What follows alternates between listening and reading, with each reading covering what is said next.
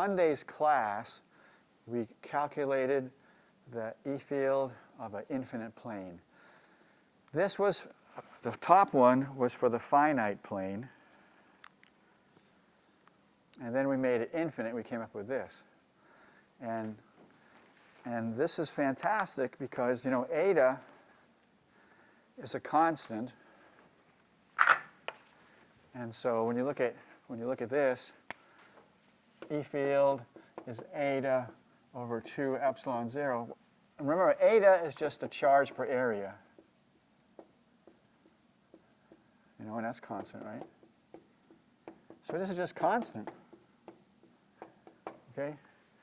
Now, I mean, it's nice mathematically, right? I mean, what would you rather deal with, the top one or the bottom one, right? So it's nice mathematically, but I mean, who cares mathematically? In the real world, the bottom one works, okay? And there's some really, really important applications which we're going to learn about right now. Okay, oh yeah, so by the way, you know, so we did that, okay. All right, so everybody please answer this question. And I would recommend you do this. So draw a positively charged plate, and then draw a negatively charged plate, and they're parallel to one another. Then draw all the E field lines, and remember they go away from the plus and towards the minus. And remember that this is constant, and then just see what happens here, see what happens in the middle, and see what happens to the right. Okay? If you just draw the picture, you'll get it. But anyway, read it and work on it.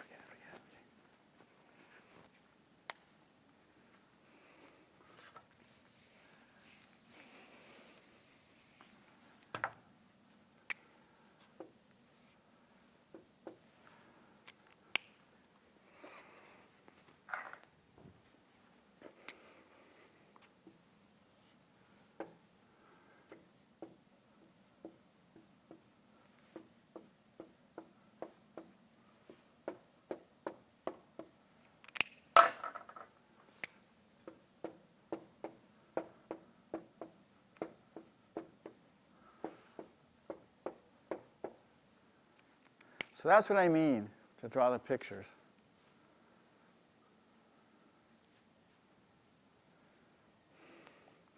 Because here's the negative one, correct? And the E field is constant. And what do E field lines do for something negative? Towards or away?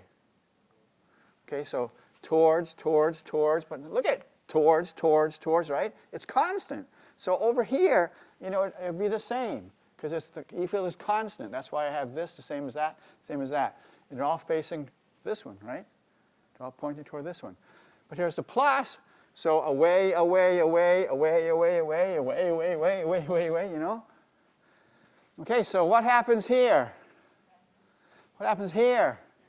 What happens here? Yeah, so what's the answer? Yeah. Okay. Oh, sorry. Come on. All right?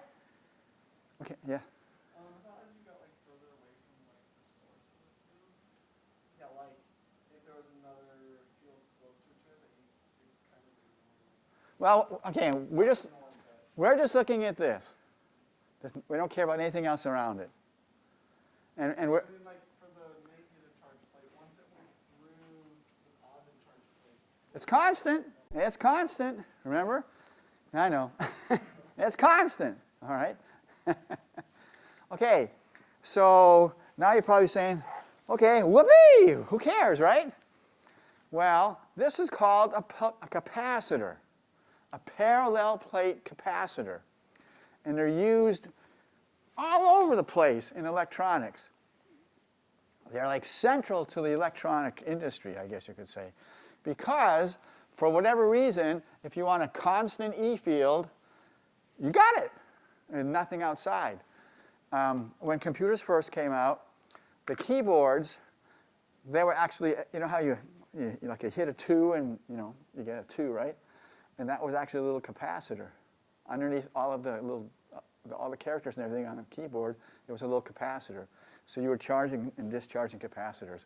So capacitors are used for switches, all sorts of things. Anyway, that's a capacitor, okay? And this is just what I kind of explained, right? So for the plus, it goes away. For the minus, it goes towards. So that cancels, and then it doubles. Now, give me a break. This is ideal, right? This is called the ideal capacitor. In the real world, nothing is so wonderful. So in the real world, you have these edge effects, okay? But of course, we're going to ignore that, all right? By the way, who's a biologist here? Anybody? So you've learned about cell membranes. Cell membranes act as capacitors. So, I mean, capacitors are not just for electronics, they're also for biology. So one of these days you may run into that, okay? All right. So let's just review how we did this. The first thing we did is we figured out the E field of just a charged wire. Then we used a large number of charged wires to make a disk. And then we made the disk infinitely large, so we got the infinite plane. And that's how we do a lot of things in physics. We start with something easy, and we just keep making it larger and more complicated, more complicated, more complicated. I've said this before. I mean, if you were going to work on atomic physics, let's say, would you start with uranium or hydrogen? Obviously hydrogen, right? It's the simplest atom there is, right? Okay. Okay. So here's again, this is a parallel plate capacitor, right? Here's the kind of a funny looking picture I meant. So here's the positive plate, here's the negative plate, and you get this constant E field inside, away from the plus towards the minus. Okay. Now, what happens if you would stick something inside? So this is an insulating slab. All right, it's an insulator, right? These are like usually pieces of metal, right? Because they're charged, So these are conductors, and then you stick an insulator in there. So we're going to see later on that you're going to call the insulator is going to be called a dielectric later on. I just want to show you the word, all right? So let's say the insulator has all these polar molecules. Remember we learned about polar molecules in Chapter 1? When we learned that large neutral objects are attracted to negative or positive things? So let's say we have some polarized molecules in this insulator. What's going to happen to those polarized molecules when they go inside the capacitor? Yeah. Now, what's the equation that tells us that's really going to happen, which I keep harping on? So there has to be a force on them, right? And there's a charge and there's an E field. So what's that equation? F equals the force on a charge in an external E field. Yeah. So this one. So you know how I keep saying this? We're going to use this a lot, and it's really, really important. I'm not joking. So you want to remember that. Okay. So this force, because here's the E field and here's the Q. This force is going to cause these guys to rotate, right? Because they're going to rotate. Now. So there it is. So, and you could also just say the negative is attracted to the positive and the positive is attracted to the negative, right? You could say that too, and that's just as fine. Okay, so we have the E field of the capacitor points down, agree? Now, what is the direction of the E field of the polarized molecules? Oh, by the way, I saw the movie of last class, and you guys are not in the movie. So you can say anything ridiculous, and nobody's ever going to know about it, okay? All right, so what's the direction of the E field of the polarized molecules? Up! So the E field of the capacitor is down, the E field of the molecule is up, so when you stick a dielectric in a capacitor, what happens to the E field? It gets smaller, right? It gets smaller, okay? Because down and up cancel. All right. So this, you know this thing here? Okay, this is called the permittivity constant. Sorry, permittivity constant. Okay, epsilon 0 is called the permittivity constant, and all that is, it's just a measure. It's just a measure of how much the polarized molecules oppose the external E field. So this is called the permittivity of free space. It's not really important to know that. It's just a constant, all right? It's just a constant. So anyway. Okay, now I wonder if this is going to work. I'd like to show you a video. Oh, let's see. I don't have any, I don't know. Is there a speaker? There's a speaker. Woohoo! If it works, it works. If it doesn't, it doesn't. So the application of capacitors. Come on. Come on. You can do it.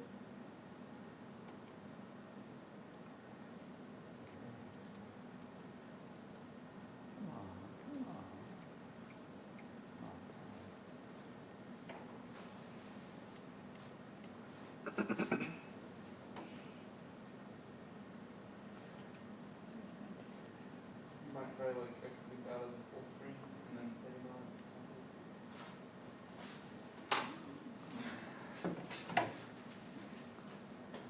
One thing you got to learn, let the experts do it, right? So I want to show that.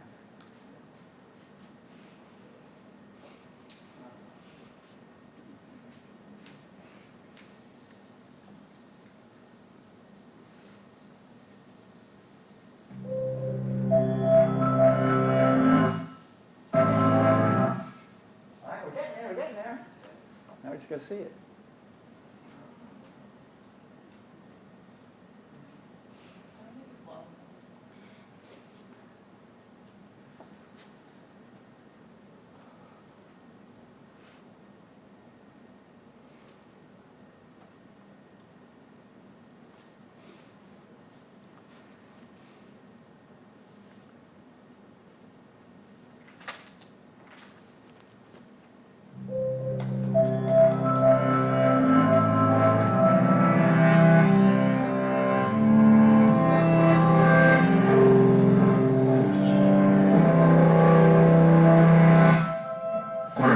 Scientific tools ever made by mankind is called an atom smasher.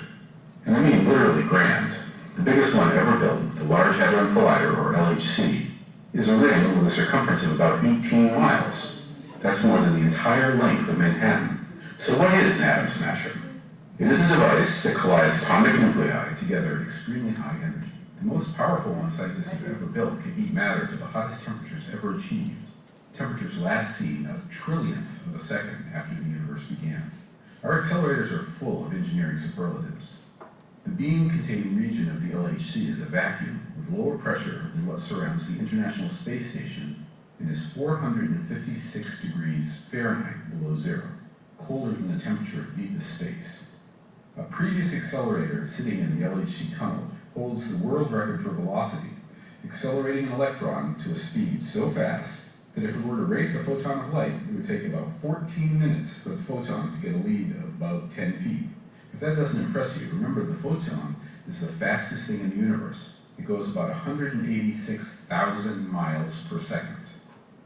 So how do these subatomic particle accelerators work? Well, they use electric fields. Electric fields make charged particles move in the same way that gravity will pull and draw a baseball. The force from the electric field will pull a particle and make it move. The speed will continue to increase until the charged particle is moving incredibly fast. A simple particle accelerator can be made by hooking two parallel metal plates to a battery. The charge from the Capacitor! battery moves onto the two metal plates and makes an electric field that pulls the particle along. And that's it. You've got a particle accelerator. The problem is that an accelerator built this way is very weak. Building a modern accelerator like the LHC this way would take over 5 trillion standard D-cell batteries. So scientists use much stronger batteries and put them one after another. An earlier accelerator used this method and was about a mile long and was equivalent to about 30 billion batteries. However, to make an accelerator that is equivalent to 5 trillion batteries would require an accelerator 150 miles long. Scientists needed another way. While electric fields will make a particle go faster, magnetic fields make them move in a circular path. If you put an electric field along the circle, you don't need to use miles of electric fields. You can use a single electric field over and over again. The beams go around the circle, and each time they gain more energy. So very high energy accelerators consist of a short region with accelerating electric fields, combined with a long series of magnets that guide the particles in the circle. The strength of the magnets and the radius of the circular path determines the maximum energy of the beam. Once the beam is zooming along, then the real fun begins, the smashing. The reason physicists want to get those particles moving so fast is so they can slam them into one another.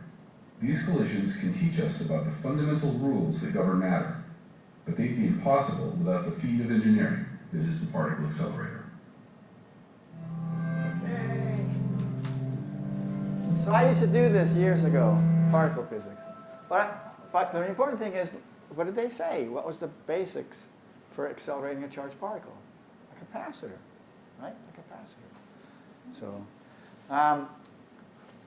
you all know about, this is not an N95, this is a K95, but N95 masks, they use E-fields, believe it or not. Maybe I'll find that video. I mean, yeah, N95 masks use E-fields, believe it or not, to protect you. So E-fields are used all over the place. You got it, or? Oh yeah, I'll be able to do it. Thanks for doing that.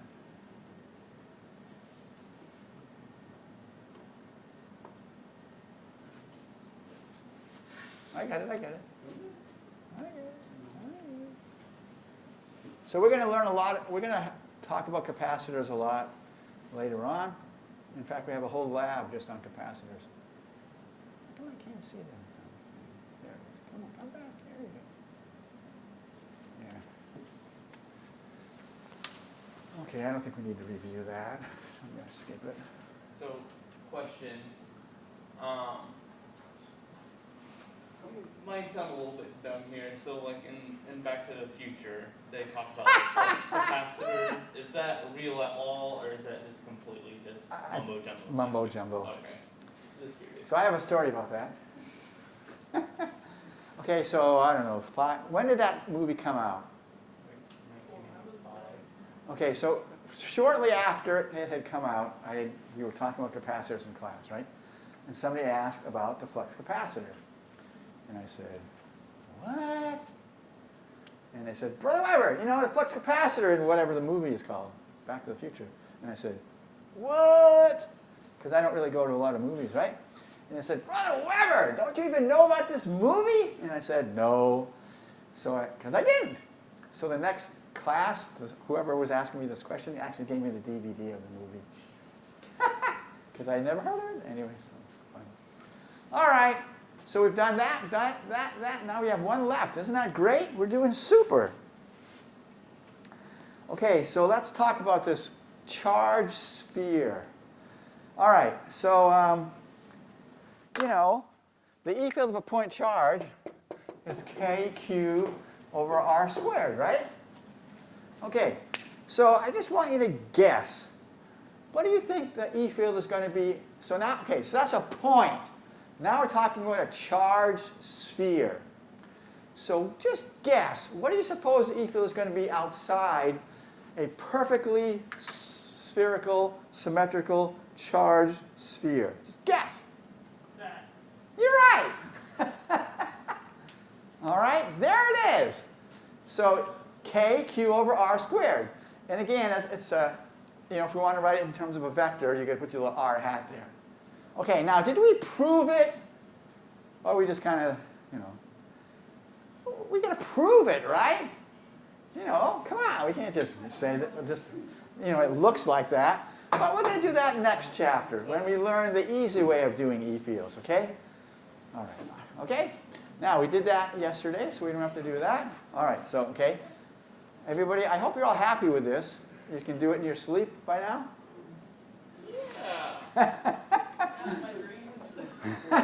You should be able to, honestly. Okay, so just practice, right? Just practice. By the way, all of these E-field calculations that we did in class, they're all on Canvas. Okay, so you can look at them on Canvas. All right. All right. Now, let's go back and talk about electric force. All right, electric force. So there's my favorite equation. Well, not my favorite, but one of them, right? So here's your capacitor. You know, there's the E field, points to the right. So here's a positive charge. If you just stick a positive charge inside a capacitor, what's it going to do? Okay, now give me the word. Accelerate. I'm glad you didn't just say move. Right? F equals ma, accelerate. Okay, on the other hand, what if you put a negative particle in there? What's it going to do? We still have F equals QE. So what's it going to do? It's going to accelerate the, say it, I don't know, did you say it? Opposite direction, right? Because, you know, F equals QE. Okay, the E points to the right. If the Q is negative, what's negative right? Left. You like that? All right. Okay. Let's see. So F equals ma, right? So A equals F over M. And we want to talk about inside the capacitor. So F is QE over M. So this is what? Is this variable or constant inside a capacitor? Constant. All right. So this is a situation inside a capacitor where the force is constant and it's in only one direction. Where have you ever seen a situation like that before where the force is constant, it's only in one direction? Gravity! Okay, so you know how on McKay 132 I could throw the tennis ball all over the place and it was fun? I can't do that anymore because I don't want to destroy this beautiful, you know, new room. So, what a bummer, you know. But if I did throw this, what would be the shape of the trajectory? Parabola. So, if you have a capacitor like that, and let's say, you know, you shoot a proton or electron at some weird angle, and you know, okay, yeah, here's the E field, then somehow you get an electron in it. So what's going to be the trajectory of the electron inside the capacitor? Say it again. Come on. You just said it. Say it again. Parabola! Here, this is the picture, okay? So here's your capacitor. Here's your uniform E field. And you shoot in an electron. It goes straight until it reaches the capacitor. And then, since it's negative, it's going to go down. But uniform E field, right? So parabola. So this is just like physics 121, okay? Just like physics 121. All right? Okay, let's talk about dipoles. So dipoles, you know, water is a dipole, right? Dipole molecule. And dipoles just kind of, they show up all over the place. So we're going to talk about electric dipoles off and on. We'll talk about magnetic dipoles off and on. So, you know, we just got to do it, right? Okay, so here's a dipole, water, you know. So in one of your chemistry classes, you're hopefully going to learn why this is 105 degrees. Have you done that yet? Okay, awesome. All right. So would you agree that this is the positive side of the water molecule and this is the negative side? Yeah. So you know how we like to model things in physics? So we just model that as shown. We say a plus, we have a minus, and we pretend that they're held together by something. Okay? So it's like a unit, right? This is the dipole molecule. Okay? So that's the model. And we use it a lot. So let's stick them all. Oh, by the way, yeah, the heart has a dipole field. Huh? All right. Anyway. So let's put a dipole in a uniform electric field. All right. So the E field points to the right. You can tell. How can you tell it's uniform? How do the E field lines tell you it's uniform?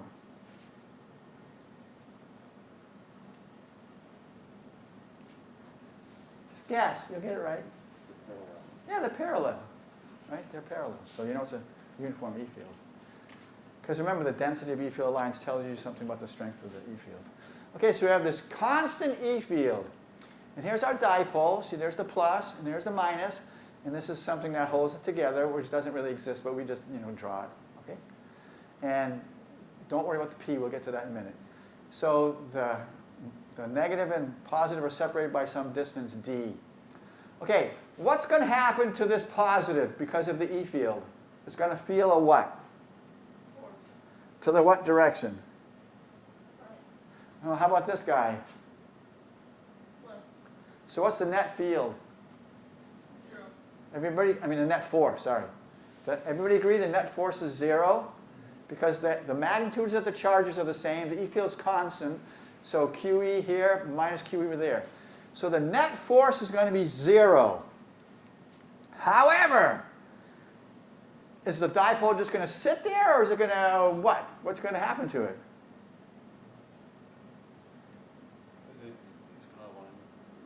It's going to what? Align with the Yeah, it wants to align with the field, so what's it going to do? It's going to rotate, right? It's going to rotate. Now, what do we call a force that causes something to rotate? Torque! Remember torque? Oh, yes. Everybody's favorite chapter in 121? Remember? Okay, so here's a situation where the net force is 0, but obviously the net torque is not equal to 0.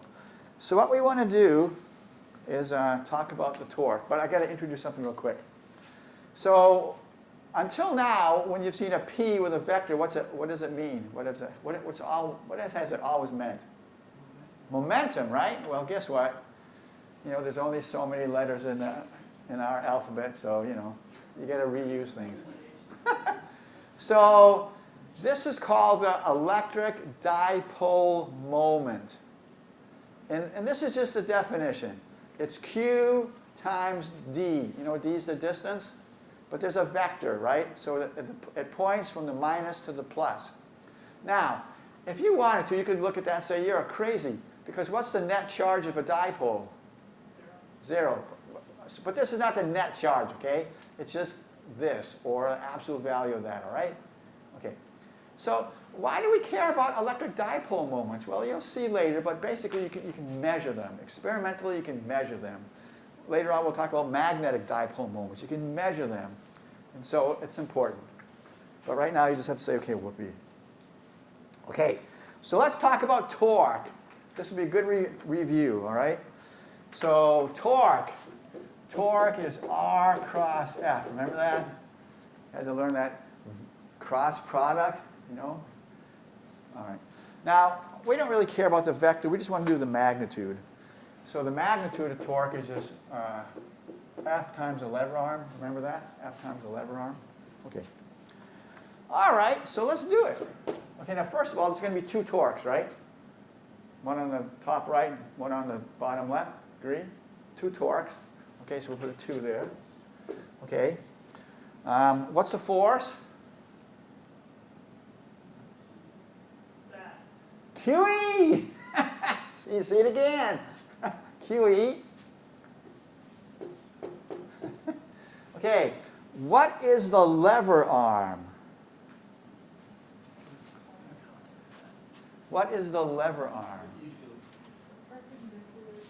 Okay, so what is the lever arm? Okay, so remember,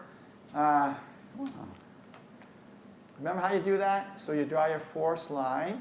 You draw your force line, and then it's the line that's perpendicular to the force line to the axis of rotation. Remember? Remember? All right, so just draw your force line. So here's your force line. Sorry, I can't keep it real straight. So there's your force line.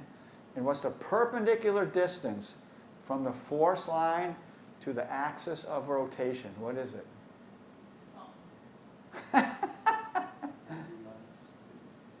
So, I mean, it's this distance, right? It's this distance, right? Because here's the force line, here's the axis, so you just want this distance. So here's D, here's theta, so what's this distance? Sine theta times d over 2. Agree? Because this is D over 2, and this is just, right, that's the hypotenuse, so this is just D over 2 sine theta. Yeah? Okay. Don't forget that from good old, you know. So we have D over 2 sine theta. Yeah, we're going to use torque once in a while, you know, so you don't want to forget it. All right, so the 2's cancel, and we get QED sine theta, right? Okay, now, okay, we want to incorporate the electric dipole moment in this equation. So here's a Q and here's a D, so I'm going to use a P, all right? Right? So I'm going to have PE sine theta, okay? Everybody good? Now this is a vector, and this is a vector. So we're really multiplying two vectors, yeah? Because this is torque. I mean, here. All right, now, so I want to write, this is magnitude. I want to write it as a vector. So this is a vector, you know, okay, so torque is a vector. This is a vector, that's a vector, and there's a sign. So what kind of multiplication has a sign? What kind of vector multiplication has a sign, not a cosine? Cross product. So can I just write this as P cross E? Oops. Yeah? Right? So we're going to use this later on, okay? That's why I'm deriving this. Okay? So there you go. All right, so the torque that the E field exerts on these charged particles is the electric dipole moment cross E. So you can't forget cross products. Okay? Now, just to remind you, okay, what's the sign of the torque if it makes it go if the rotation is clockwise? Negative. Counterclockwise? Positive, yeah. Just got to remember that. All right, here's a question for you.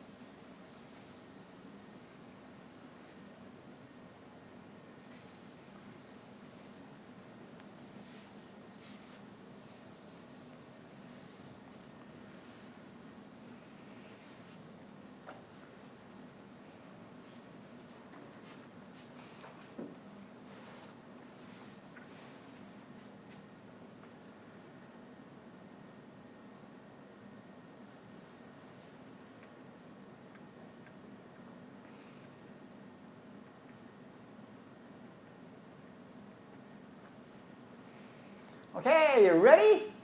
Let's vote.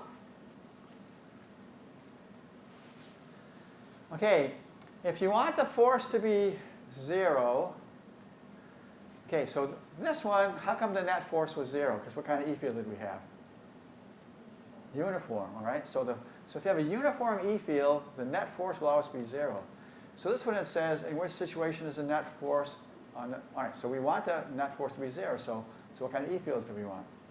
Uniform, and what are the only ones that they're both, which are the only ones where you have a uniform E field? Yeah, just these two. Okay?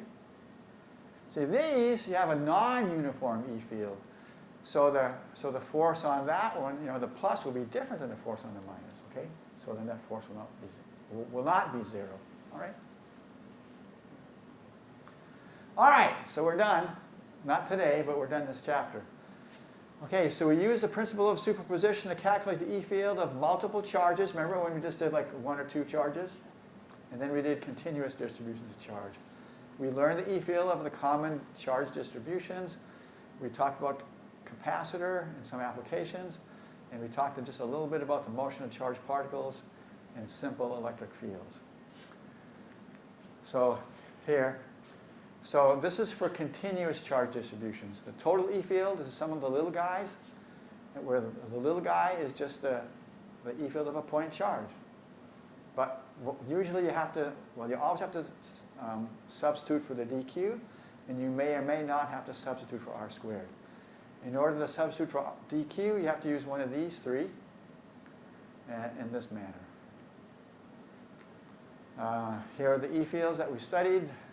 You want to remember this one for sure. We would just use it a lot. Infinite wire just goes as 1 over the distance. Constant, that's important, constant, and then this. Well, we'll talk later on about the E field inside, right? This is only the E field outside. And again, capacitor, uniform E field, uniform E field. And then we talked about the electric dipole moment.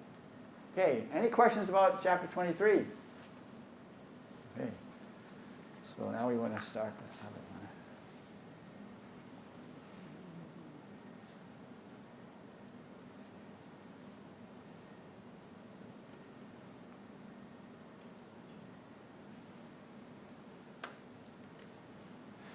So chapter 24 is about Gauss's law. This is just another way to calculate E fields. All right, so look. So this is roughly half the chapter, and this is half the chapter. Okay, Gauss's law. To understand the importance of symmetry, to calculate flux, and then knowing 1 and 2, we can use Gauss's law to figure out E fields of several E fields of interest. That's actually going to take us most of the chapter, to tell the truth. Then we're going to talk about the properties of conductors in static equilibrium. This is something we're going to see again and again. You're just going to kind of here and there throughout the semester. Okay, so last chapter, we had the E field of a point charge. And we used that to calculate the E field of an infinite wire, infinite plane, blah, blah, blah, blah, blah, right? Now, this method that we used last chapter, it's only good for static E fields. That means E fields that don't change. Okay? It's only good for static E fields. And I think you have to agree. I mean, we just did the easy cases, you know, where everything is symmetrical. If we were to take other cases that weren't so symmetrical, the mathematics would be incredibly difficult. Okay? So, Gauss's law is actually valid for static and non-static fields. So constant fields and changing fields. So it's much more useful than the other method, right? And it does not include difficult mathematics. As I told you in the last class, we're going to learn how to integrate without integrating, which is pretty nice, right? Okay. Now, I did ask you all to read 24.1, remember? So I hope you've read that. So let's talk about 24.1. By the way, we're going to talk about flux in this chapter, and we're going to talk about flux later on in magnetism as well. So this is going to be an important thing. Okay, so here are the three objects that we really care about. The wire, the plane, and the sphere. All right? And we don't care about the point anymore because, you know, we just use the point to really to do these three. Now, as you read in 24.1, and this is really the crucial point, for these three geometries, plane, wire, and sphere, at most, the E field only depends on r, where r is the radial distance. So there's no angular dependence at all. Okay, so look, here's our charged plane. You know, the field is perpendicular. So it doesn't depend on r. It doesn't depend on anything. It depends on the charge, right? But it's constant. So this is just bingo. It's constant. Here, the field is radial towards or away from the axis. But it only depends on the distance. There's no angular dependence. Here, the field is radial towards or away from the center. There's no angular dependence. The E field only depends on the distance. Okay? So this is crucial. At most, the associated E fields only depend on the distance, the radial distance from the object. All right? And you'll see, okay, you'll see why it's important. So just, keep that in your head, because I'm going to repeat it a lot. At most, the E fields only depend on the radial distance, no angular dependence. Okay, so we have to learn about something called flux. First of all, the word flux means flow. And that's nice if you remember that, okay? Flux. All right, so let's say we have a nice uniform E field. Just pretend that's a uniform E field, okay? Nice uniform E field. And it extends over this area, which is 1 meter squared, okay? And, we have our E field lines and everything is wonderful. So basically, the flux is how much E field flows through the plane, okay? That's really what it is, okay? All right, so you can imagine if I had a fan here, and I had like some kind of a circular wire, I would say that the flux of air is how much air gets through, the area of the circular wire. That's what it is.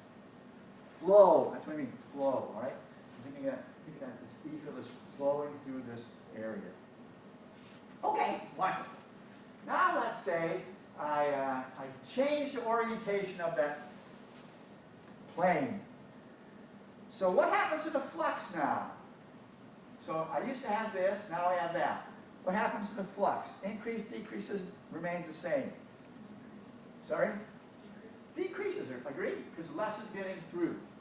Okay, now let's say I continue to rotate until the plane is parallel to the E field lines. What would be the flux then? 0. Okay? Make sense? All right. So we got to get an equation for the flux. We got to get an equation for the flux. Okay, so here's our E field. Now this is going to be a little weird. Usually A is a scalar, and it just stands for the area, correct? Well, now it's going to be a vector. So the magnitude of this is the area, but the direction is always going to be perpendicular to the plane, right? Or normal to the plane. Okay? So that's just how we define our A vector. All right? Okay, so if A and E are both parallel, then the flux, and you've got to get used to putting an E here, because later on I'm going to have magnetic flux, and it's going to be a B. Use B for magnetism.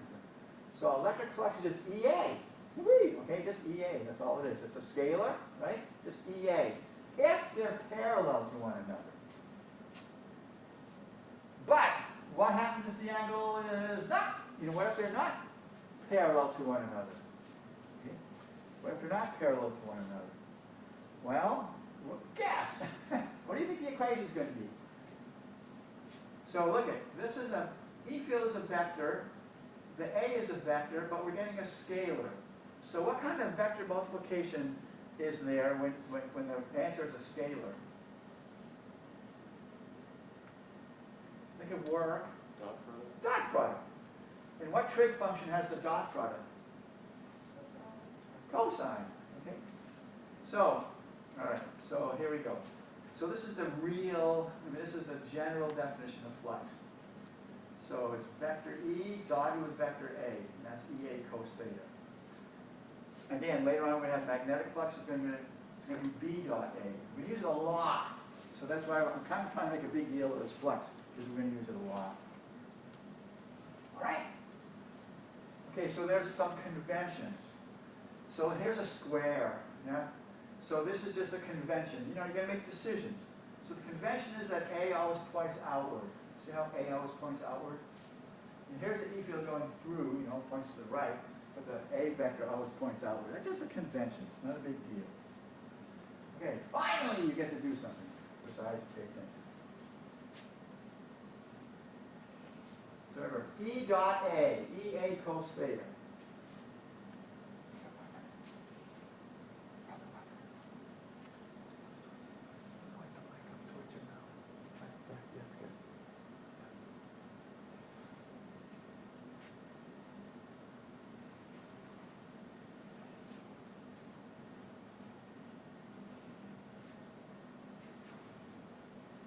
Okay, what do you say? What's the total flux? Let's vote. Okay, so, okay, what's the flux on this side? EA. Agree? Because they're parallel, you know. What's the flux on this side? Negative EA, because cosine of 180 is negative 1. What's the flux through this side? 0, because nothing's getting through, right? Or you can just say cosine of 90, right? And what's the flux through this side? 0. So total is 0. Okay? Everybody okay? Any questions? Okay. Now we want to I don't do that. Now we want to super generalize, and I mean super generalize. So this is like an arbitrarily shaped object. Okay? And it's a three-dimensional, but it has to be a closed object. So think of a balloon. Doesn't that kind of look like a heart? You know, like a heart balloon, Valentine's Day is coming up, you know?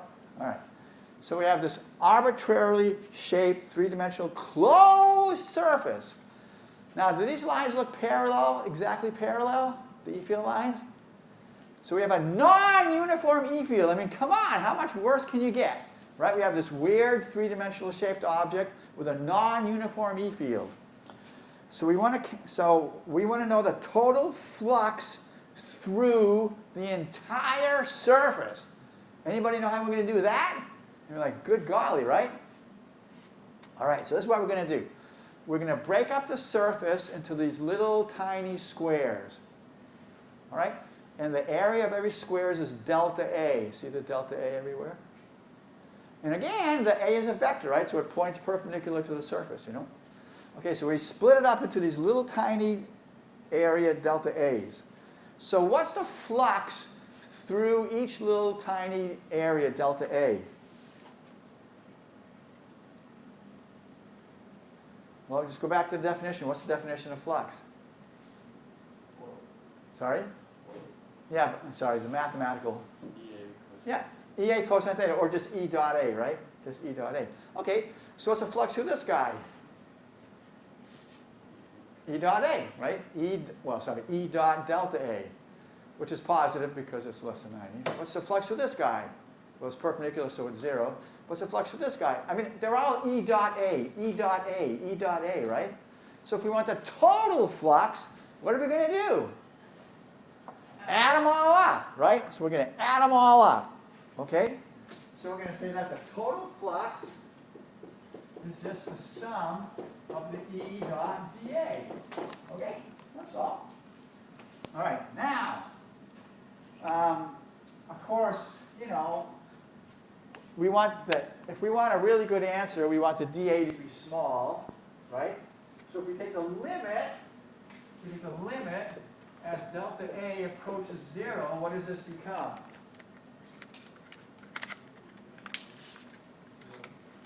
Come on! What's a sum when you take a limit? That delta A goes to 0. Integral! So integral E dot dA. Okay? All right. I hate it. Okay, so I promise you that this works on my computer, but it doesn't on this. I don't know why. So this is what you do. You put a little circle here. So all of those rectangles are supposed to be circled, and it's called a surface integral. And I'll explain that next class. But it's the easiest thing in the world to do, I promise you. And it's super easy. And we'll talk about that next time. All right? All right. See you all later.